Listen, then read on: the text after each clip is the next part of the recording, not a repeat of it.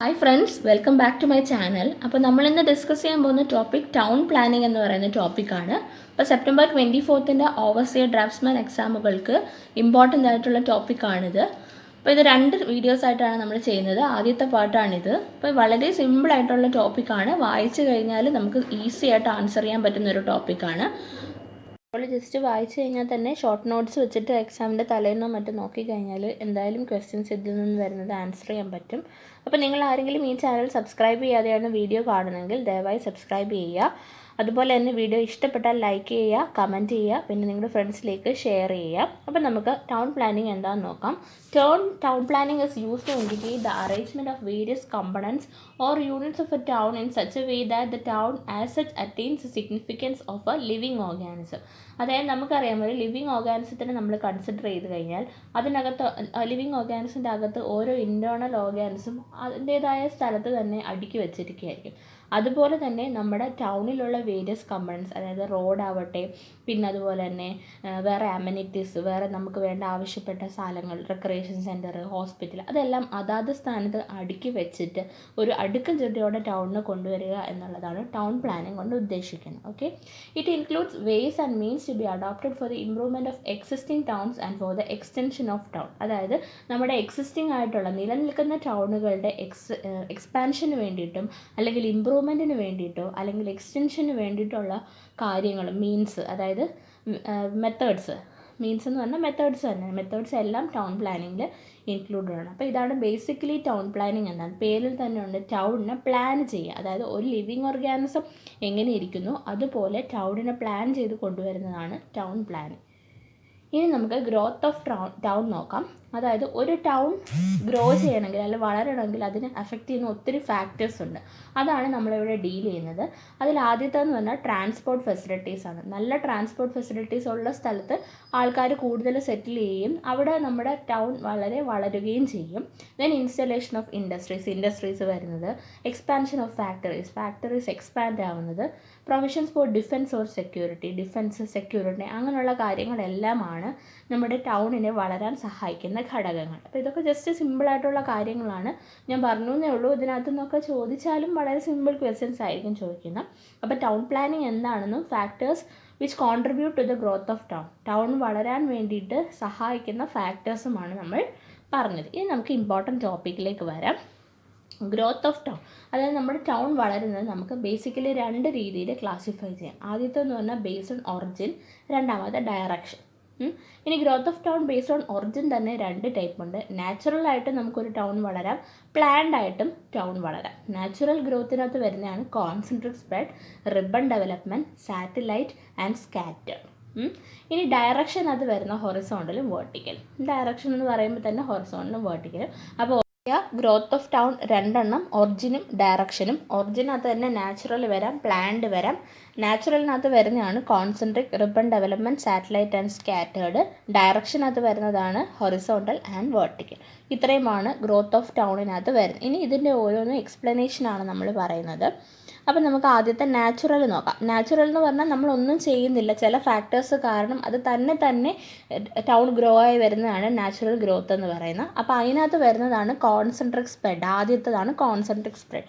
Concentric spread എന്താണെന്ന് വെച്ച് കഴിഞ്ഞാൽ നമുക്കറിയാം, ആൾക്കാർക്ക് എപ്പോഴും ടൗൺ അല്ലെങ്കിൽ സിറ്റിയുടെ അടുത്ത് സെറ്റിൽ ആവാനാണ് താല്പര്യം. അതുകൊണ്ട് തന്നെ സിറ്റി കോൺസെൻട്രിക് റിങ്സ് ആയിട്ട് ഡെവലപ്പായി വരും. അതായത് നമ്മുടെ മേജർ ടൗൺ അല്ലെങ്കിൽ മേജർ സെൻറ്റർ എന്ന് പറയുന്നത് നടുക്ക് നിൽക്കും, അതിൻ്റെ അടുത്തടുത്തായിട്ട് ആൾക്കാർ സെറ്റിലായി വരും. അതായത് ഇപ്പം സിറ്റിയുടെ അടുത്ത് ഒരു ഗ്രൂപ്പ് ഓഫ് ആൾക്കാർ സെറ്റിലാവും, അത് കഴിഞ്ഞ് അടുത്ത കുറച്ച് ഡിസ്റ്റൻസിൽ വേറെ ആൾക്കാർ സെറ്റിലാവും. അതായത് സെൻറ്റർ എന്ന് പറയുന്നത് നമ്മുടെ ടൗൺ ആയിരിക്കും. ആ ടൗണിൽ നിന്നും കോൺസെൻട്രിക് റിങ്സ് ആയിട്ട് ആൾക്കാർ സെറ്റിലായി വരുന്നതിനെയാണ് കോൺസെൻട്രിക് സ്പ്രെഡ് എന്ന് പറയും. എന്താണ് കോൺസെൻട്രിക് റിംഗ് എന്ന് വെച്ചാൽ സെൻറ്റർ ഒന്നായിട്ട് പല സർക്കിളുകൾ വരയ്ക്കുന്നതിനാണ് കോൺസെൻട്രിക് സർക്കിൾ എന്ന് തന്നെ നമ്മൾ പറയുന്നത്. അപ്പോൾ നമ്മുടെ ടൗൺ സെൻറ്ററാക്കി വെച്ച് അതിന് ചുറ്റും ആൾക്കാർ സ്പ്രെഡ് ആവുന്നതിനാണ് കോൺസെൻട്രിക് സ്പ്രെഡ് എന്ന് പറയുന്നത്. ടൗൺ ഗ്രോസ് റേഡിയലായിട്ടാണ് ടൗൺ വളരുന്നത്. Similar or functionally related activities will be at the same distance from the centre of town. ഞാൻ പറഞ്ഞല്ലോ, ടൗണിൽ നിന്ന് മാറി കുറച്ച് ആൾക്കാർ സെറ്റിലായി. അപ്പോൾ അത് ആ സെറ്റിലായ ആൾക്കാർ ഇത്രയും ഒരേ സ്വഭാവം ആൾക്കാരായിരിക്കും. അപ്പോൾ ടൗണിൽ നിന്നും ഒരു പർട്ടിക്കുലർ ഡിസ്റ്റൻസ് എടുത്തു കഴിഞ്ഞാൽ അവിടെ സെറ്റിലായിട്ടുള്ള ആൾക്കാരെല്ലാം ഒരേ സ്വഭാവത്തിന് അല്ലെങ്കിൽ ഒരേ ഗ്രൂപ്പിൽപ്പെട്ട ആൾക്കാരായിരിക്കും. നിങ്ങൾക്ക് അടുത്തൊരു ഫിഗറുണ്ട്, ആ ഫിഗറൂടെ കാണുമ്പോൾ കുറച്ചും കൂടി മനസ്സിലാവും. പേരിൽ തന്നെയുണ്ട് കോൺസെൻട്രിക് സ്പ്രെഡ് എന്ന് പറഞ്ഞാൽ കോൺസെൻട്രിക് റിങ്ങിൻ്റെ രൂപത്തിൽ ടൗൺ ഡെവലപ്പായി വരുന്നതാണ് കോൺസെൻട്രിക്. പ്രത്യേകത എന്ന് പറഞ്ഞു കഴിഞ്ഞാൽ റേഡിയലി ആയിരിക്കും ടൗൺ ഡെവലപ്പ് ചെയ്ത് പോകുന്നത്. സെൻറ്ററിൽ നിന്നും ഒരേ അതായത് ഫങ്ഷണലി റിലേറ്റഡ് എന്ന് പറഞ്ഞാൽ ഒരേ തരത്തിലുള്ള ആൾക്കാരായിരിക്കും ഓരോ ഡിസ്റ്റൻസുകൾ. അതായത് സെൻറ്ററിൽ നിന്ന് കുറച്ച് ഡിസ്റ്റൻസ് മാറി ഒരു ഗ്രൂപ്പ് ഓഫ് പീപ്പിൾ, അത് കഴിഞ്ഞ് കുറച്ചുകൂടെ ഡിസ്റ്റൻസ് മാറി ഒരു ഗ്രൂപ്പ് ഓഫ് പീപ്പിൾ, അങ്ങനെ ആയിരിക്കും ആൾക്കാർ സെറ്റിലായി ഇരിക്കുന്നത്. അതിനെയാണ് കോൺസെൻട്രിക് സ്പ്രെഡ് എന്ന് പറയുന്നത്. നമുക്ക് ഫിഗർ ഒന്ന് നോക്കാം, അപ്പോൾ കുറച്ചുകൂടെ ക്ലിയർ ആവും. നിങ്ങൾക്ക് ഈ ഫിഗറിൽ കാണാൻ കഴിയും നടുക്ക് സെൻറ്ററിലുള്ളതാണ് സെൻട്രൽ ബിസിനസ് ഡിസ്ട്രിക്റ്റ് അഥവാ CBD എന്ന് പറയും. അപ്പോൾ CBD എന്ന് പറയുന്നതാണ് നമ്മുടെ മേജർ ടൗൺ. ആ മേജർ ടൗണിൻ്റെ അടുത്ത് LIG അതായത് ലോ ഇൻകം ഗ്രൂപ്പുകാർ സെറ്റിൽ ചെയ്യും. അത് കഴിഞ്ഞ് മിഡിൽ ഇൻകം ഗ്രൂപ്പുകാർ സെറ്റിൽ ചെയ്യും. അത് കഴിഞ്ഞ് ഹൈ ഇൻകംകാർ ഏറ്റവും പുറത്താണ് സെറ്റിലാവുന്നത്. അത് എന്തുകൊണ്ടാണ് ഹൈ ഇൻകം ഗ്രൂപ്പുകാർ ഏറ്റവും പുറത്ത് സെറ്റിലാവുന്നതെന്ന് വെച്ച് കഴിഞ്ഞാൽ ഈ ഹൈ ഇൻകം ഗ്രൂപ്പുകാർ ഓൾറെഡി നിങ്ങൾക്കറിയാം ഹൈ ഇൻകം ആയിരിക്കും. അവർക്ക് നമ്മുടെ സെൻറ്ററായ CBDയിലേക്ക് ട്രാവൽ ചെയ്ത് പോകാൻ ട്രാൻസ്പോർട്ടേഷൻ ഫെസിലിറ്റി കൊടുക്കാൻ പൈസ ഉണ്ട് അവരുടെ കയ്യിൽ. അതുകൊണ്ട് തന്നെ അവർ ഔട്ട്സ്കേർട്ടിൽ പോയി സെറ്റിൽ ചെയ്യും. പക്ഷേ ലോ ഇൻകം ഗ്രൂപ്പുകാർക്ക് ട്രാൻസ്പോർട്ടേഷന് വേണ്ടി ചിലവാക്കാൻ പൈസ കാണത്തില്ല. അതുകൊണ്ട് അവർ എപ്പോഴും സെൻട്രൽ ബിസിനസ് ഡിസ്ട്രിക്റ്റിൻ്റെ അടുത്ത് സെറ്റിൽ ചെയ്യാൻ നോക്കും. എന്തുകൊണ്ട്? ട്രാൻസ്പോർട്ടേഷൻ ഫെസിലിറ്റിക്ക് കാശ് കുറവ് മതി അവർക്ക്. മിഡിൽ ഇൻകം ഗ്രൂപ്പ് എന്ന് പറഞ്ഞാൽ ഹൈ ഇൻകത്തിൻ്റെയും ലോ ഇൻകത്തിൻ്റെയും നടുക്ക് വരുന്നു. അതുകൊണ്ട് തന്നെ ആ റിംഗ് ഓഫ് പീപ്പിൾ അതിൻ്റെ ഇടയ്ക്ക് കിടക്കുന്നു. അപ്പോൾ നിങ്ങൾക്ക് മനസ്സിലായല്ലോ, CBDയുടെ അടുത്ത് കിടക്കുന്ന എല്ലാ ഗ്രൂപ്പുകാരും ആരായിരിക്കും? ലോ ഇൻകം ഗ്രൂപ്പുകാരായിരിക്കും. അതായത് ഫങ്ഷണലി റിലേറ്റഡ് ആണ്, അവരെല്ലാം ലോ ഇൻകം ഗ്രൂപ്പുകാരാണ്. ഓക്കെ, ഇനി അത് കഴിഞ്ഞ് മിഡിൽ ഇൻകം, പിന്നെ ഹൈ ഇൻകം ഗ്രൂപ്പ്. ഇതാണ് കോൺസെൻട്രിക് സ്പ്രെഡ് എന്ന് പറയും. ഇനി അടുത്ത സെക്കൻഡ് വൺ റിബൺ ഡെവലപ്മെൻ്റ് ആണ്. ഇത് പേര് പോലെ തന്നെയാണ്, നമുക്ക് എല്ലാ ആൾക്കാർക്കും മെയിൻ റോഡിൻ്റെ അടുത്ത് സെറ്റിൽ ചെയ്യാനാണ് താല്പര്യം. അപ്പോൾ എന്ന് വെച്ച് കഴിഞ്ഞാൽ മെയിൻ റോഡിൻ്റെ രണ്ട് സൈഡിലും ബിൽഡിങ്ങുകൾ അല്ലെങ്കിൽ നമ്മൾ താമസിക്കാനുള്ള റെസിഡൻസസ് കെട്ടിപ്പോയി ടൗൺ ഡെവലപ്പ് ആവുന്നതിനാണ് റിബൺ ഡെവലപ്മെൻറ്റ് എന്ന് പറയുന്നത്. അപ്പോൾ റോഡിൻ്റെ ഇരുവശങ്ങളിലായി long fingers or ribbon of houses or shop develop. അപ്പോൾ റോഡിൻ്റെ രണ്ട് വശങ്ങളിൽ ഒന്നെങ്കിൽ ഒരു റിബൺ കണക്ക്, ഒരു റിബണിൻ്റെ സ്ട്രെച്ച് കണക്ക് വീടുകളോ ഷോപ്പുകളോ ഒക്കെ ഡെവലപ്പായി പോകുന്നതിനെയാണ് നമ്മൾ റിബൺ ഡെവലപ്മെൻറ്റ് എന്ന് പറയും. പേര് പോലെ തന്നെയാണ് റോഡിൻ്റെ രണ്ട് വശങ്ങളിലും ഒരു റിബൺ പോലെ വീടുകൾ അല്ലെങ്കിൽ ഷോപ്പുകൾ ഒക്കെ ഡെവലപ്പായി പോകുന്നതിനെയാണ് നമ്മൾ റിബൺ ഡെവലപ്മെൻറ്റ് എന്ന് പറയുന്നത്. നമുക്ക് ഫിഗർ നോക്കാം. ഇതാണ് ഫിഗർ. നിങ്ങൾക്ക് കാണാം നടുക്ക് മെയിൻ റോഡാണ്, അതിൻ്റെ രണ്ട് ഭാഗത്തും ഡെവലപ്മെൻറ്റ് നടക്കുന്നുണ്ട്. റിബൺ പോലെ സ്ട്രിപ്പ് പോലെ കാണാൻ പറ്റുന്നുണ്ടല്ലോ. അപ്പോൾ ഈ ഡെവലപ്മെൻറ്റ് റോഡിൻ്റെ അടുത്ത് മാത്രമേ ഉള്ളൂ. അകത്ത് ഇൻറ്റീരിയർ പോർഷനിൽ ഒന്നും നടക്കുന്നില്ല, ഇൻറ്റീരിയർ പോർഷൻ വെറുതെ കിടക്കുകയാണ്. ഓക്കെ, അപ്പം അതാണ് ഏറ്റവും വലിയൊരു ഡീമെറിറ്റ് ഈ മെത്തേഡിൻ്റെ. റോഡിൻ്റെ രണ്ട് വശങ്ങളിൽ മാത്രമേ ഡെവലപ്മെൻറ്റ് നടന്നു പോകത്തുള്ളൂ. അവിടെ നിന്ന് ദൂരെയുള്ള സ്ഥലങ്ങളിൽ വെറുതെ വേക്കൻ്റായി കിടക്കും. അപ്പോൾ നിങ്ങൾക്ക് മെയിൻ റോഡ് കാണാമല്ലോ. അപ്പോൾ ഇതാണ് നമ്മുടെ റിബൺ ഡെവലപ്മെൻറ്റ്. രണ്ടാമത്തെ മെത്തേഡാണ് പറഞ്ഞത് ഗ്രോത്ത് ഓഫ് ടൗണിൻ്റെ ഒറിജിനിൽ വരുന്ന നാച്ചുറൽ മെത്തേഡ്സിൽ വരുന്ന കോൺസെൻട്രിക് സ്പ്രെഡ് പറഞ്ഞു. രണ്ടാമത്തെ റിബൺ ഡെവലപ്മെൻ്റ് ആണ് നമ്മൾ പറയുന്നത്. പേര് ഇങ്ങനെ തന്നെ ഓർത്താൽ മതി. റോഡിൻ്റെ രണ്ട് വശങ്ങളിലും ഒരു റിബൺ പോലെ ആൾക്കാർ സെറ്റിലായി വരുന്നതിനെയാണ് നമ്മൾ റിബൺ ഡെവലപ്മെൻറ്റ് എന്ന് പറയുന്നത്. ഓക്കെ, അപ്പോൾ റിബൺ ഡെവലപ്മെൻറ്റ് ക്ലിയർ ആയെന്ന് വിചാരിക്കുന്നു. ഞാൻ ഒരു ഫിഗറൂടെ കാണിച്ചു തരാം. അതായത് റിയലിസ്റ്റിക് ആയിട്ടുള്ള ഒരു ഇമേജ് കാണുമ്പോൾ നിങ്ങൾക്ക് കുറച്ചും കൂടി മനസ്സിലാവും. അപ്പോൾ ഇതാണ് നമ്മുടെ ഇമേജ്. നിങ്ങൾക്ക് നടുക്ക് റോഡ്, അതിൻ്റെ രണ്ട് സൈഡിലും വീടുകൾ കണ്ടില്ലേ. അപ്പോൾ ഇങ്ങനെ ഡെവലപ്പായി പോകുന്ന മെത്തേഡിനെയാണ് നമ്മൾ റിബൺ ഡെവലപ്മെൻറ്റ് എന്ന് പറയുന്നത്. അപ്പോൾ ഇതൊക്കെ കൺസെപ്റ്റ് വൈസ് ഒരു തവണ പഠിച്ചു കഴിഞ്ഞാൽ നിങ്ങൾക്ക് എക്സാമിന് ഉറപ്പായിട്ടും കിട്ടും. ഇനി നമുക്ക് റിബൺ ഡെവലപ്മെൻറ്റിൻ്റെ ഡിസഡ്വാൻറ്റേജസ് എന്താണെന്ന് നോക്കാം. Increase in cost of various utility services like water supply, power, telephone etcetera. Utility service കണക്ക് നമ്മുടെ വാട്ടർ ആവട്ടെ, പവർ ആവട്ടെ, ടെലിഫോൺ എല്ലാം ഭയങ്കര കോസ്റ്റ് ആയിരിക്കും. Then loose and scatter community, lack of social life. ചെതറി കിടക്കുന്ന ഒരു കമ്മ്യൂണിറ്റി ആയിരിക്കും, സോഷ്യൽ ലൈഫ് ഒന്നും കാണത്തില്ല. Cost and difficult future improvement വളരെ ബുദ്ധിമുട്ടായിരിക്കും. Houses faces heavy traffic, noise, dust. റോഡിനടുത്തായതുകൊണ്ട് തന്നെ ഹെവി ട്രാഫിക്കും നോയ്സും ഡസ്റ്റും ഒക്കെ ഉണ്ടാവും. Interior portion left undeveloped, wastage of land. ഞാൻ പറഞ്ഞു അത് ഇമ്പോർട്ടൻ്റ് ആണ്. റിബൺ ഡെവലപ്മെൻറ്റിൽ അകത്തുള്ള അല്ലെങ്കിൽ interior portion of land development ഒന്നും നടക്കത്തില്ല, വേസ്റ്റ് ആയി കിടക്കും. Traffic capacity and efficiency of main road reduces. Main റോഡിൻ്റെ ട്രാഫിക് കപ്പാസിറ്റിയും എഫിഷ്യൻസിയും അതുവഴി എന്ത് ചെയ്യും? റെഡ്യൂസ് ചെയ്യും, അല്ലെങ്കിൽ എഫിഷ്യൻസി കുറയും. ഇത്രയുമാണ് ഡിസഡ്വാൻറ്റേജസ് എന്ന് പറയുന്നത് റിബൺ ഡെവലപ്മെൻറ്റ്. ഇതിനകത്ത് ഈ ഓർത്ത് വെക്കേണ്ട point interior portion left undeveloped, wastage of land. അതാണ് നമ്മുടെ റിബൺ ഡെവലപ്മെൻറ്റിൻ്റെ മേജറായിട്ടുള്ള ഡിസഡ്വാൻറ്റേജ് എന്ന് പറയുന്നത്. ഇനി നമുക്ക് തേർഡ് മെത്തേഡാണ് സാറ്റലൈറ്റ് ഗ്രോത്ത്. അപ്പോൾ സാറ്റലൈറ്റ് എന്ന് പറഞ്ഞാൽ എന്താണ്? It is use to indicate a body under the influence of a more powerful body. ഒരു ഭയങ്കര പവർഫുൾ ആയിട്ടുള്ള ബോഡിയുടെ ഇൻഫ്ലുവൻസിൽ വരുന്ന ഒരു ബോഡിയാണ് satellite, but possessing its own identity. പക്ഷേ അതിന് അതിൻ്റേതായ വ്യക്തിത്വമുണ്ട്. അപ്പം നമുക്ക് മൂണിനെ തന്നെ എടുത്ത് നോക്കാം. മൂണെന്ന് പറയുന്ന ഏർത്തിൻ്റെ നാച്ചുറൽ സാറ്റലൈറ്റ് ആണ് അല്ലേ. മൂണിന് അതിൻ്റേതായ ഐഡൻറ്റിറ്റി ഉണ്ട്, പക്ഷേ ആരുടെ കൺട്രോളിലാണ്? ഏർത്തിൻ്റെ കൺട്രോളിലാണ്. അതുപോലെ തന്നെയാണ് സാറ്റലൈറ്റ്. നിങ്ങൾക്ക് ഫിഗറിൽ കാണാൻ കഴിയും. ഒരു പേരൻറ്റ് സിറ്റി ഉണ്ടാവും. ആ പേരൻറ്റ് സിറ്റിയിൽ നിന്ന് കുറച്ച് ഡിസ്റ്റൻസ് അല്ലെങ്കിൽ കുറച്ച് ദൂരെ മാറി പേരൻറ്റ് സിറ്റിയുടെ കൺട്രോളിൽ തന്നെ കുറേ കുഞ്ഞു കുഞ്ഞു സാറ്റലൈറ്റ് ടൗൺസുകൾ ഡെവലപ്പ് ചെയ്ത് വരും. അതിനെയാണ് നമ്മൾ സാറ്റലൈറ്റ് ടൗൺ എന്ന് പറയും. അതായത് പേരൻറ്റ് സിറ്റി ഓൾറെഡി കാണും. പേരൻറ്റ് സിറ്റിയിൽ നിന്ന് മാറി കുറച്ച് ദൂരം മാറി സാറ്റലൈറ്റ് ടൗണുകൾ ഉണ്ടാകും. സാറ്റലൈറ്റ് ടൗൺ ആരുടെ കൺട്രോളിലായിരിക്കും? പേരൻറ്റ് സിറ്റിയുടെ കൺട്രോളിലായിരിക്കും. പക്ഷേ സാറ്റലൈറ്റ് ടൗണിന് അതിൻ്റേതായ ഐഡൻറ്റിറ്റി ഉണ്ടായിരിക്കും.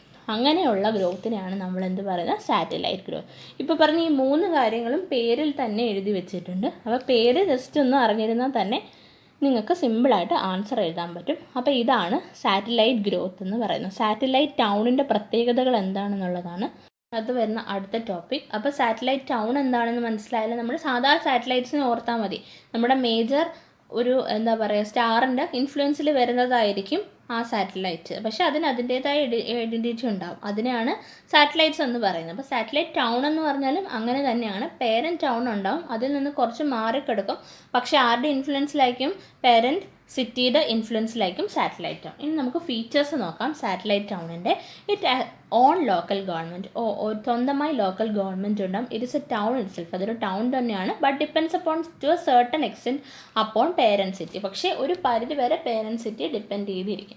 Well connected by local train buses etcetera. Local train ബസ്സുകളുമായി എല്ലാം കണക്റ്റഡ് ആയിട്ടുണ്ട്. Free to decide its economic, social and cultural ആക്ടിവിറ്റീസിലെല്ലാം അതിന് തീരുമാനമെടുക്കാൻ പറ്റും. Situated beyond the green belt of parent city. Parent സിറ്റിയുടെ ഗ്രീൻ ബെൽറ്റിൽ നിന്ന് മാറിയായിരിക്കും സാറ്റലൈറ്റ് ടൗണുള്ള കുറച്ച് ഡിസ്റ്റൻസ് മാറിയിട്ടായിരിക്കും. It's neither a village nor a suburb. വില്ലേജുമല്ല സബർബുമല്ല. It need not have zoning regulations ഒന്നും കാണത്തില്ല. ഇത്രയുമാണ് major features of satellite town എന്ന് പറയുന്നത്. അപ്പം ഇതൊക്കെ മനസ്സിലാവുന്ന പോയിന്റുകൾ തന്നെയാണ്. വായിച്ച് വിടുക എന്നുള്ളതേ ഉള്ളൂ. അപ്പോൾ ചിലപ്പം which of the following is not a property അല്ലെങ്കിൽ not a feature of satellite town എന്നൊക്കെ ചോദിച്ചു കഴിഞ്ഞാൽ സാറ്റലൈറ്റ് ടൗൺ എന്താണെന്ന് അറിയാത്തവർക്ക് അത് എഴുതാൻ പറ്റത്തില്ല. അപ്പോൾ ഇതൊന്ന് വായിച്ച് വെച്ച് കഴിഞ്ഞാൽ നിങ്ങൾക്ക് ആൻസർ ചെയ്യാൻ പറ്റുന്ന ക്വസ്റ്റ്യൻസേ ഉള്ളൂ. അപ്പോൾ ഇത് ഈ എക്സാമിന് മാത്രമല്ല, ഇനി അസിസ്റ്റൻറ്റ് ടൗൺ പ്ലാനർ എക്സാമിന് വരുന്നുണ്ട്. അപ്പോൾ അതിനും ഇത് വളരെ ഇമ്പോർട്ടൻ്റ് ആയിട്ടുള്ള ടോപ്പിക്കാണ്. അപ്പോൾ കുറച്ചും കൂടെ ഒരു അഡ്വാൻസ്ഡ് ലെവലിലൊന്ന് നോക്കേണ്ടി വരും. കുറച്ചും കൂടെ തിയറീസൊക്കെ പഠിക്കേണ്ടി വരും. പക്ഷേ എന്നിരുന്നാലും ഇത് അതിൻ്റെ ബേസാണ്. അപ്പോൾ ഇത് നല്ല വൃത്തിക്ക് പഠിച്ചു വെച്ചോളൂ. ആ എക്സാമിനൊക്കെ പ്രിപ്പയർ ചെയ്യുന്നവർക്ക് അത് വളരെയധികം ഉപയോഗപ്പെടും. അപ്പോൾ ഇതാണ് ഫീച്ചേഴ്സ് ഓഫ് സാറ്റലൈറ്റ് ടൗൺ. ഇനി നമ്മുടെ അടുത്തതാണ് സ്കാറ്റേർഡ് ഗ്രോത്ത്. സ്കാറ്റേർഡ് പേരിൽ തന്നെ ഉണ്ട്, ചിതറി. വെരി ഇറഗുലർ ആയിരിക്കും. ട്രാഫിക് കൺജഷൻ ഉണ്ടാകാൻ സാധ്യതയുണ്ട്. Encroachment of industries on residential area. അതായത് റെസിഡൻഷ്യൽ ഏരിയയിൽ ഇൻഡസ്ട്രീസ് കൊണ്ടുവെക്കും. പിന്നെ സ്ലമ്മുകൾ ഡെവലപ്പ് ആകും, ചേരികൾ വരും. Complex problems becomes too difficult to be solved in the future. അതായത് ചില പ്രോബ്ലങ്ങളൊക്കെ നമുക്ക് ചില പ്രശ്നങ്ങൾ ഉണ്ടാവാൻ സാധ്യതയുണ്ട്. അവ ഫ്യൂച്ചറിലും നമുക്ക് പരിഹരിക്കാൻ വളരെ ബുദ്ധിമുട്ടായിരിക്കും. ഓക്കെ, അപ്പോൾ ഇത്രയുമാണ് സ്കാറ്റേർഡ് ഗ്രോത്ത്. സ്കാറ്റേർഡ് ഗ്രോത്ത് പേരിൽ തന്നെ ഉണ്ട്. എന്നുവെച്ചാൽ ചിതറി, ഒരു പ്ലാനിങ് ഒന്നും ഇല്ലാതെ ചെയ്യുന്ന ഒരു ഗ്രോത്താണ്. അപ്പോൾ അത് കാരണം അതിൻ്റേതായ പ്രശ്നങ്ങളാണ്. ഇറഗുലറാണ്, ട്രാഫിക് കൺജഷൻ, പിന്നെ ഇൻഡസ്ട്രീസ് റെസിഡൻഷ്യൽ ഏരിയയിൽ വരുന്നതും. അപ്പോൾ അത് കാരണമുള്ള പ്രശ്നങ്ങൾ, റെസിഡൻഷ്യൽ ഏരിയക്കാർ ഇൻഡസ്ട്രീസിൽ, അതാണ് കോംപ്ലക്സ് പ്രോബ്ലംസ് എന്ന് ലാസ്റ്റ് പോയിന്റ് പറഞ്ഞിരിക്കുന്നത്. പിന്നെ സ്ലമ്മുകൾ ഉണ്ടാവാനുള്ള സാധ്യതകളുണ്ട്. ഇതെല്ലാമാണ് സ്കാറ്റേർഡ് ഗ്രോത്തിൻ്റെ ഫീച്ചേഴ്സ്. അപ്പോൾ ആയതുകൊണ്ട് തന്നെ സ്കാറ്റേർഡ് ഗ്രോത്ത് അത്ര നല്ലൊരു ഗ്രോത്തൊന്നും അല്ല. കാര്യം എന്ന് വെച്ച് കഴിഞ്ഞാൽ ഒരുപാട് പ്രശ്നങ്ങൾ ഭാവിയിൽ ഉണ്ടാവാൻ സാധ്യതയുള്ള ഒരു ഗ്രോത്താണ്. അപ്പോൾ ഗ്രോത്ത് ഓഫ് ടൗൺ എന്ന് പറഞ്ഞാൽ വളരെ ഇമ്പോർട്ടൻറ്റും അതുപോലെ തന്നെ എളുപ്പമുള്ളൊരു ടോപ്പിക്കാണ്. അപ്പോൾ അതിനകത്ത് നമ്മൾ നാച്ചുറൽ ഗ്രോത്തിനെ കുറിച്ചിട്ടായിരുന്നു പറഞ്ഞുകൊണ്ടിരുന്നത്. നാച്ചുറൽ ഗ്രോത്ത് തന്നെ 4 മെത്തേഡ്സ് ഏതൊക്കെയാണ്? Concentric spread, ribbon development, satellite town and last one scattered growth. അപ്പോൾ ഈ 4 ഓർത്ത് വെക്കുക. അതോടുകൂടി നമ്മുടെ എന്ത് കിട്ടി? നാച്ചുറൽ ഗ്രോത്ത് ഓഫ് ടൗൺസ് കിട്ടി. എന്താണ്? അപ്പം ഈ നാച്ചുറൽ ഗ്രോത്ത് ഓഫ് ടൗണിനകത്ത് ശരിക്കും പറഞ്ഞു കഴിഞ്ഞാൽ ഒന്നും ചെയ്യുന്നില്ല. ചില സാഹചര്യങ്ങൾ കാരണം അങ്ങനെ ഡെവലപ്പായി പോകുന്നതാണ്. അല്ലാതെ വ്യക്തമായ മുന്നേ കൂട്ടിയുള്ള പ്ലാനിങ് കാരണം ഒന്നും സംഭവിക്കുന്ന ഗ്രോത്ത് ഓഫ് ടൗൺ അല്ല നാച്ചുറൽ ഗ്രോത്ത് എന്ന് പറയുന്നത്. അതാണ് നാച്ചുറൽ ഗ്രോത്ത് എന്ന് പറയുന്നത്. ഇനി രണ്ടാമത്തെയാണ് നമ്മുടെ പ്ലാൻഡ് ഗ്രോത്ത് എന്ന് പറയുന്നത്. നമുക്ക് പ്ലാൻഡ് ഗ്രോത്ത് നോക്കാം. Growth is controlled by suitable rules and regulations. അതായത് കുറച്ച് റൂളുകളും നിയമങ്ങളും റെഗുലേഷൻസ് ഒക്കെ വെച്ചിട്ട് ഗ്രോത്തിനെ കൺട്രോൾ ചെയ്യുന്ന ഗ്രോത്തിനെയാണ് പ്ലാൻഡ് ഗ്രോത്ത് എന്ന് പറയുന്നത്. Rational distribution of various blocks such as residential, commercial, industrial. അതായത് നമ്മുടെ മൊത്തം ടൗണിനെ കുറച്ച് ഏരിയ ആയിട്ട് ഡിവൈഡ് ചെയ്യും. കുറച്ച് റെസിഡൻഷ്യൽ ഏരിയ, പിന്നെ കൊമേഴ്സ്യൽ ഏരിയ, ഇൻഡസ്ട്രിയൽ ഏരിയ. അപ്പോൾ റെസിഡൻഷ്യൽ ഏരിയയിൽ മാത്രമേ കാണത്തുള്ളൂ, അവിടെ റെസിഡൻസസ് ആയിരിക്കും. കൊമേഴ്സ്യൽ ഇൻസ്റ്റിറ്റ്യൂട്ട്സ് ആയിരിക്കും. ദെൻ ഇൻഡസ്ട്രിയൽ ഏരിയയിൽ ഇൻഡസ്ട്രീസ് ആയിരിക്കും. അപ്പോൾ ഇങ്ങനെ പ്ലാൻ ചെയ്ത് മുൻകൂട്ടി ചില റൂൾസും റെഗുലേഷൻസും അനുസരിച്ച് ടൗൺ ഗ്രോ ചെയ്യുന്നതിനെയാണ് നമ്മൾ എന്ത് പറയുന്നത്, പ്ലാൻഡ് ഗ്രോത്ത് എന്ന് പറയുന്നത്. ക്ലിയർ ആയെന്ന് വിചാരിക്കുന്നു. ഈ പ്ലാൻഡ് ഗ്രോത്തിൻ്റെ തന്നെ കുറച്ചും കൂടി ഫീച്ചേഴ്സ് ഉണ്ട്.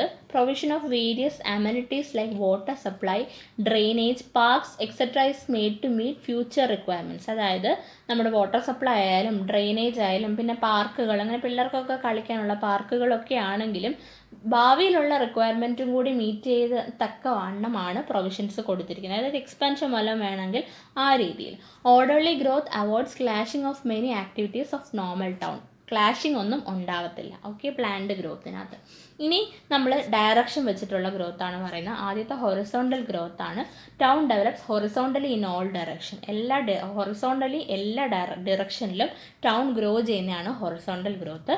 അപ്പോൾ ലാൻഡ് ഒത്തിരി ലാൻഡ് കുറഞ്ഞ പൈസയ്ക്ക് അവൈലബിൾ ആണെങ്കിൽ നമുക്ക് അത്രത്തോളം ഹൊറിസോണ്ടൽ ഏരിയ കവർ ചെയ്ത് പോകാമല്ലോ. It is possible where land is available in plenty at nominal cost. അങ്ങനെയുള്ള സ്ഥലത്താണ് എന്ത് നടക്കുന്നത്, ഹൊറിസോണ്ടൽ ഗ്രോത്ത്. അതായത് ഒരുപാട് സ്ഥലം കുറഞ്ഞ വിലയിൽ കിട്ടുന്നുണ്ടെങ്കിൽ ഹൊറിസോണ്ടലി നമുക്ക് ടൗൺ ആയിട്ട് ഡെവലപ്പ് ചെയ്ത് പോകാം. അതിനെയാണ് നമ്മൾ എന്ത് പറയുന്നത്, ഹൊറിസോണ്ടൽ ഗ്രോത്ത് എന്ന് പറയുന്നത്. നിങ്ങൾക്ക് അറിയായിരിക്കും നമ്മുടെ നാട്ടിലൊക്കെ ഉള്ള ഒരു മേജർ സിറ്റീസ് അല്ലാതെ ഗ്രാമങ്ങളിലൊക്കെ കാണുന്ന ഒരു ഗ്രോത്ത് തന്നെയാണ്, ടൗണായി വളർന്നു വരുന്ന ഒരു ഗ്രോത്ത് തന്നെയാണ്. നമുക്ക് അടുത്തൊരു ഫിഗർ കാണുമ്പോൾ അത് മനസ്സിലാവും. അപ്പോൾ ഇതാണ് ബേസ്ഡ് ഓൺ ഡിറക്ഷനിൽ ഫസ്റ്റ് വൺ, ഹൊറിസോണ്ടൽ ഗ്രോത്ത്. എന്തായിരിക്കും ചെയ്യുന്നത്, town develops horizontally in all directions. എല്ലാ ഡിറക്ഷൻസിലും ഹൊറിസോണ്ടലി ഡെവലപ്പാം. നമുക്ക് പടം നോക്കാം. ഇതുപോലെ ഹൊറിസോണ്ടലി സ്പ്രെഡായിട്ട് കിടക്കാൻ ഒരുപാട് ഏരിയ വേണം കുറഞ്ഞ പൈസയ്ക്ക്. അങ്ങനെയാണെങ്കിൽ നമ്മുടെ ടൗൺ എങ്ങനെ ഡയറക്ഷനിൽ, ഹൊറിസോണ്ടൽ ഡയറക്ഷനിൽ സ്പ്രെഡായി പോയിക്കൊണ്ടും അതിനെയാണ് നമ്മൾ ഹൊറിസോണ്ടൽ ഗ്രോത്ത് എന്ന് പറയുന്നത്. ഓക്കെ, ക്ലിയർ ആണല്ലോ ഫിഗർ. നമുക്കറിയാം നമ്മുടെ മിക്ക സ്ഥലങ്ങളിലും നടക്കുന്ന ഒരു ഡെവലപ്മെൻറ്റാണ്. അതായത് ഇപ്പം ഉള്ള കാലത്ത് മെട്രോസിലൊന്നും ഇത് നടക്കത്തില്ലെങ്കിൽ കൂടി നമ്മുടെ ലാൻഡ് കൺസിഡറബിൾ പ്രൈസിലൊക്കെ അവൈലബിൾ ആയിട്ടുള്ള സ്ഥലത്ത് ഒരുപാട് ലാൻഡ് ഉണ്ടെങ്കിൽ ഈ ഗ്രോത്ത് നടക്കും. ഇനി നമുക്ക് അഡ്വാൻറ്റേജസ് നോക്കാം. Cost saving. Buildings are generally 2 to 3 story. അതായത് ബിൽഡിങ്സ് എല്ലാം 2 or 3 നില മാത്രമേ കാണത്തുള്ളൂ. അതുകൊണ്ട് തന്നെ കോസ്റ്റ് വളരെ കുറവായിരിക്കും. High tech personnel is not required. അതായത് ഒരുപാട് ടെക്നിക്കലി നോളജുള്ള ഹൈടെക് പേഴ്സണലിൻ്റെ ഒന്നും ആവശ്യമില്ല.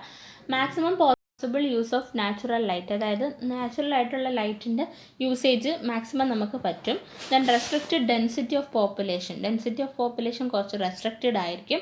Surrounding marginal space can be use to develop garden. അതായത് ചുറ്റുമുള്ള മാർജിനൽ സ്പേസ് നമുക്ക് ഗാർഡൻ ആയിട്ടൊക്കെ ഡെവലപ്പ് ചെയ്യാൻ പറ്റും. ഇപ്പം മേജർ അഡ്വാൻറ്റേജ് എന്ന് പറഞ്ഞാൽ പൈസ വളരെ കുറവാണ്, പിന്നെ ഹൈടെക് പേഴ്സണാലിറ്റീസ് ആവശ്യമില്ല. അതാണ് നമ്മുടെ ഹൊറിസോണ്ടൽ ഗ്രോത്തിൻ്റെ അഡ്വാൻറ്റേജ്. ഇനി ഡിസഡ്വാൻറ്റേജ് നോക്കാം. Requires more land so can be uneconomical where land values are high.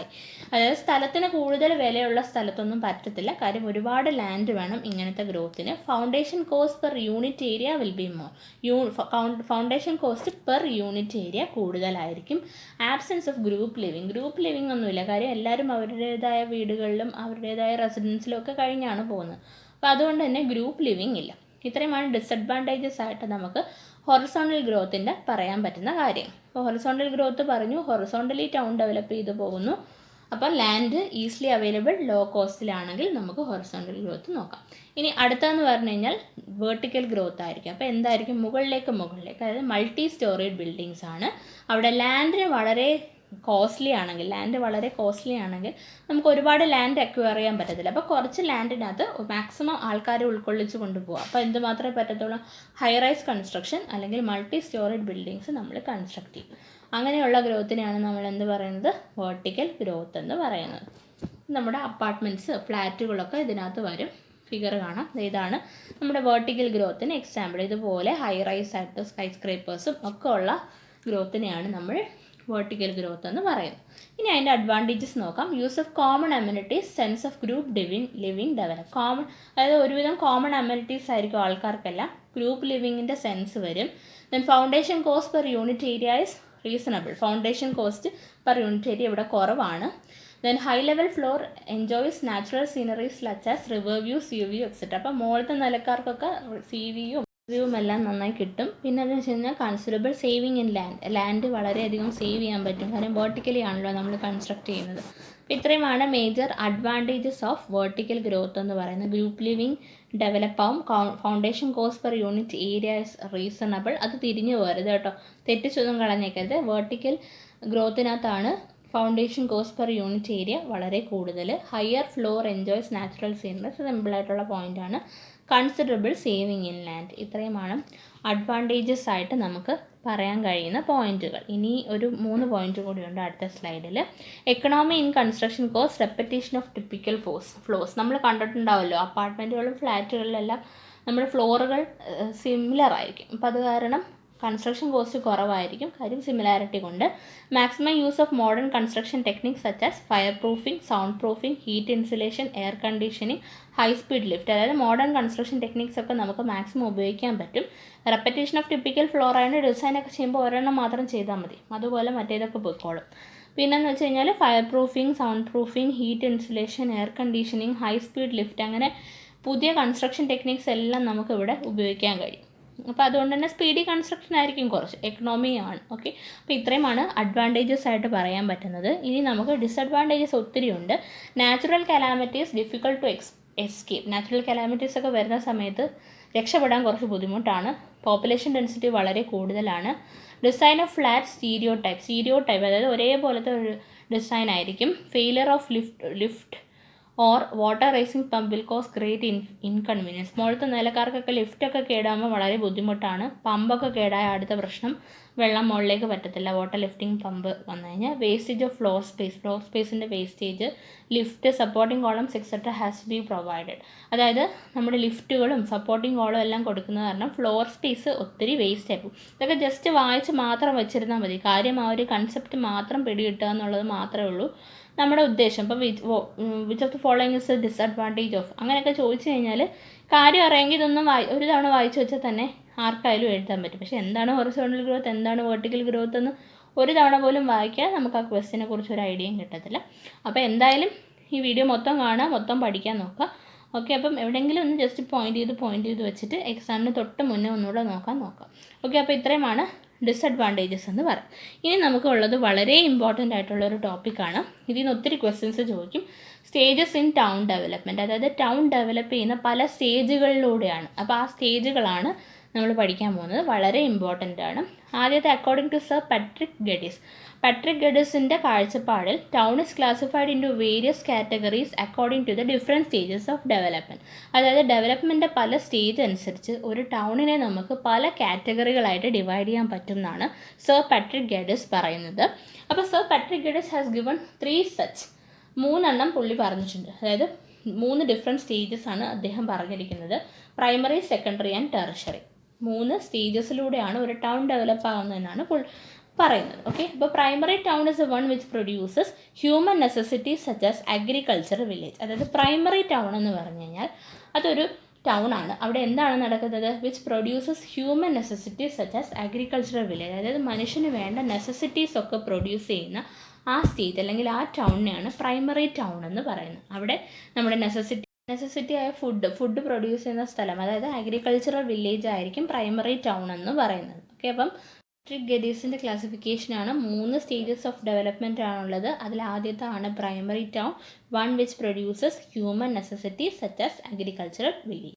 അത്യാവശ്യം നല്ല ഇമ്പോർട്ടൻ്റ് ആണ്. അപ്പം നമുക്ക് ഇനി ബാക്കി 2 കൂടെ നോക്കാം, സെക്കൻഡറിയും ടേർഷറിയും. അപ്പോൾ സെക്കൻഡറി എന്തായിരിക്കും? Secondary town is A one which functions as entry of Epstein such as marketing town, അതായത് മാർക്കറ്റിംഗ് ടൗൺ അഥവാ എക്സ്ചേഞ്ചുകൾ, നമ്മുടെ എന്താ പറയുക വിക്രയങ്ങൾ എന്ന് പറയത്തില്ലേ, അത് നടക്കുന്ന ടൗൺ ആണ്. അതായത് കൊടുക്കൽ വാങ്ങൽ, ചിലപ്പോൾ നമ്മുടെ എന്താ പറയുക സെയിൽസ് ഒക്കെ നടക്കുന്ന സ്ഥലമാണ്, അല്ലെങ്കിൽ എക്സ്ചേഞ്ച് നടക്കുന്ന സ്ഥലമാണ് സെക്കൻഡറി ടൗൺ എന്ന് പറയുന്നത്.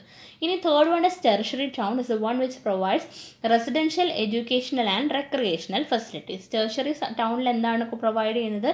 Residential, educational and recreational facilities provide ചെയ്യുന്നതാണ് tertiary town. In reality, a town is a mixture of all the above categories. ഈ പറഞ്ഞ പ്രൈമറി, സെക്കൻഡറി, ടെർഷറിയുടെയും ഒരു മിക്സപ്പ് ആണ് നമ്മുടെ ടൗൺ എന്ന് പറയും. ഓക്കെ, അപ്പോൾ അതാണ് നമ്മുടെ ഫസ്റ്റ് ക്ലാസിഫിക്കേഷൻ. ഇനി രണ്ടാമത്തേന്ന് പറഞ്ഞാൽ അക്കോർഡിംഗ് ടു ലൂയിസ് മംഫോർഡിൻ്റെ കാഴ്ചപ്പാട് പ്രകാരം each town may pass through these 6 stages ആണ്. അതിൽ ആദ്യത്തേതാണ് eopolis. Eopolis indicates a first stage of town as village community whose economic basis agriculture. നേരത്തെ സെയിം ക്ലാസിഫിക്കേഷൻ പോലെ തന്നെയാണ്, പേര് വ്യത്യാസമുണ്ടെന്ന് മാത്രം. ഇയോപോളിസ് എന്ന് പറഞ്ഞു കഴിഞ്ഞാൽ ഇറ്റ് ഈസ് എ വില്ലേജ് കമ്മ്യൂണിറ്റിയാണ്. അവിടെ മെയിൻ എക്കണോമിക് ബേസ് എന്ന് പറയുന്നത്, അതായത് പൈസ കിട്ടുന്ന ബേസ് എന്ന് പറഞ്ഞാൽ അഗ്രികൾച്ചറാണ്. ഇനി രണ്ടാമത്തെയാണ് polis. The polis indicates an association of population with some mechanization and specialization. കുറച്ച് മെക്കനൈസേഷനും കുറച്ച് സ്പെഷ്യലൈസേഷനുമുള്ള ഒരു കൂട്ടം പോപ്പുലേഷൻ, അല്ലെങ്കിൽ ഒരു കൂട്ടം ജനവിഭാഗമാണ് പോളിസ് എന്ന് പറയുന്നത്. ഓക്കെ, പോളിസ് എന്ന് പറയുന്ന കൂട്ടം ജനവിഭാഗങ്ങളുടെ അസോസിയേഷനാണ്. ഇനി അടുത്തതാണ് മെട്രോപോളിസ്. പേരിൽ തന്നെയുണ്ട്. Metropolis is A city or town which serves as A capital of A state or region. ഒരു സ്റ്റേറ്റ് അല്ലെങ്കിൽ ഒരു മേഖല അല്ലെങ്കിൽ ഒരു റീജിയൻ്റെ ക്യാപിറ്റലാണ് മെട്രോപോളിസ് എന്ന് പറയുന്നത്. അപ്പോൾ 6 സ്റ്റേജ് ഉണ്ട്. അതിൽ 3 പറഞ്ഞ ഇയോപോളിസ് എന്ന് പറഞ്ഞാൽ ഗ്രാമം, അതായത് അഗ്രികൾച്ചർ മെയിൻ തൊഴിലായിട്ടുള്ള ആൾക്കാർ. പോളിസ് എന്ന് പറഞ്ഞാൽ കുറച്ച് മെക്കനൈസേഷനും അതുപോലെ തന്നെ സ്പെഷ്യലൈസേഷനുമുള്ള, അതായത് കുറച്ച് എന്താ പറയുക നമ്മുടെ ടെക്നിക്സ് ഒക്കെ അറിയാം, ടെക്നിക്കലി കുറച്ച് നോളജുള്ള ആൾക്കാർ. മെട്രോപോളിസ് എന്ന് പറഞ്ഞാൽ എന്താണ്? ഒരു സ്റ്റേറ്റ് അല്ലെങ്കിൽ ഒരു ഏരിയയുടെ ക്യാപിറ്റലായിട്ട് വരുന്ന സിറ്റി അല്ലെങ്കിൽ ടൗണിനെയാണ് നമ്മൾ എന്ത് പറയുന്നത്?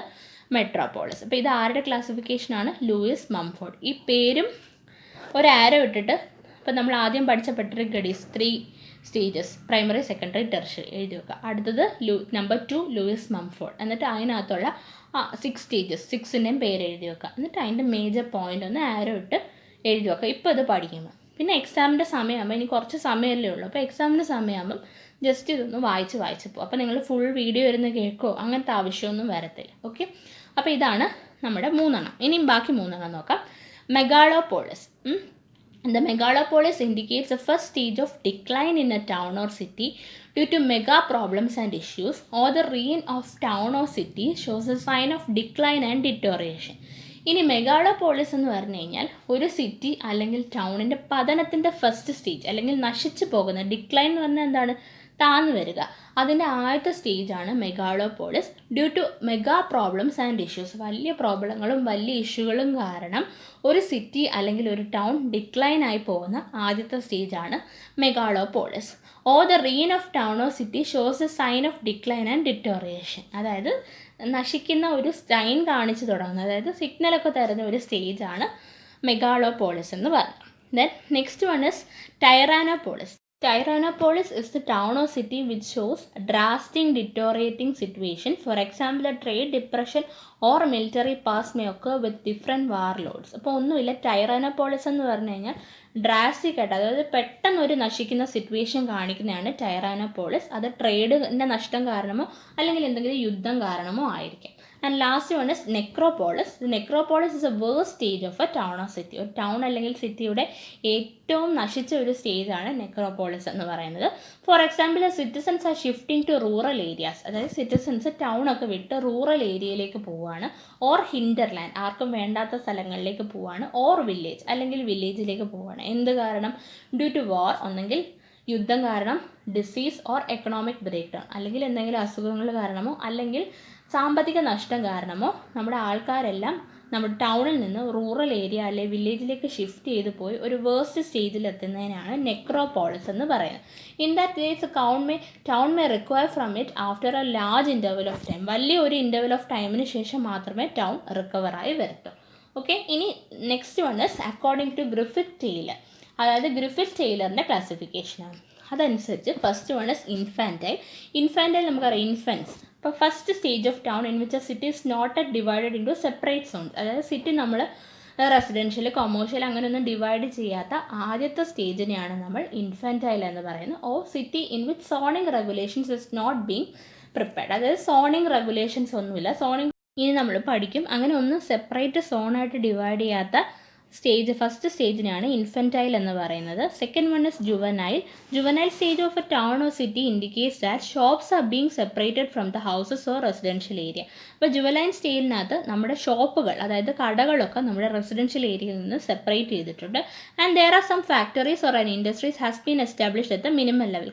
ഒരു കുഞ്ഞ് ലെവലുകളിൽ ഫാക്ടറികളും ഇൻഡസ്ട്രികളും എല്ലാം എസ്റ്റാബ്ലിഷായി വരുന്നുണ്ട്, അതായത് തുടങ്ങി വരുന്നുണ്ട്. അപ്പോൾ ആദ്യത്തെ ഇൻഫൻറ്റൈലായിരുന്നു. ഇൻഫൻറ്റൈലിനകത്ത് സോണിങ് ഒന്നുമില്ല, അതായത് നമ്മൾ സെപ്പറേറ്റ് സോണുകളായിട്ടൊന്നും തരംതിരിച്ചിട്ടില്ല. രണ്ടാമത്തെ സ്റ്റേജ് എന്ന് പറഞ്ഞു കഴിഞ്ഞാൽ മിക്സപ്പ് ആയിരിക്കുന്നിടത്തുനിന്ന് ആരെ മാറ്റിയെടുത്ത് തുടങ്ങി, ഷോപ്പുകളെ റെസിഡൻഷ്യൽ ഏരിയയിൽ നിന്ന് മാറ്റി തുടങ്ങി. അതുപോലെ തന്നെ ഇൻഡസ്ട്രികൾ ഒരു ചെറിയ ലെവലിൽ ഡെവലപ്പായി വരുന്നുണ്ട്. ഓക്കെ, ഇനി തേർഡ് എന്ന് പറഞ്ഞു കഴിഞ്ഞാൽ തേർഡ് സ്റ്റേജ് എന്ന് പറഞ്ഞാൽ മെച്ചുറാണ്. The mature stage of town shows the divisions of residential zone, commercial zone and industrial zone in the city. അതായത് റെസിഡൻഷ്യൽ സോണായിട്ടും കമേഴ്സ്യൽ സോണായിട്ടും ഇൻഡസ്ട്രിയൽ സോണായിട്ടൊക്കെ മാറിയിട്ടുള്ള ഡിവിഷൻസ് തുടങ്ങുന്ന ആ ഒരു സ്റ്റേജിനാണ് മെച്ചുർ സ്റ്റേജ് എന്ന് പറയുന്നത്. All the land use and zoning regulation in town shows the stage of maturity of city or town. അതായത് ഒരു സിറ്റി അല്ലെങ്കിൽ ഒരു ടൗൺ ആയിട്ട് മെച്ചുറായി വരികയാണ്, അതായത് സോൺ ചെയ്ത് ഓരോ സോണുകളായി നമ്മൾ തരംതിരിച്ച് വെച്ച് ആ സ്റ്റേജിനാണ് മെച്ചുർ സ്റ്റേജ് എന്ന് പറയുന്നത്. Then coming to senile. Finally, the senile stage of a town indicates a physical decay in most of the portion of the city. അതായത് സിറ്റിയുടെ പല ഭാഗങ്ങളും ഫിസിക്കലി നശിക്കാൻ തുടങ്ങുന്ന ഒരു സ്റ്റേജാണ് സെനൈൽ എന്ന് പറയുന്നത്. Or the physical, social and economical degradation is evident in the build environment of town or city.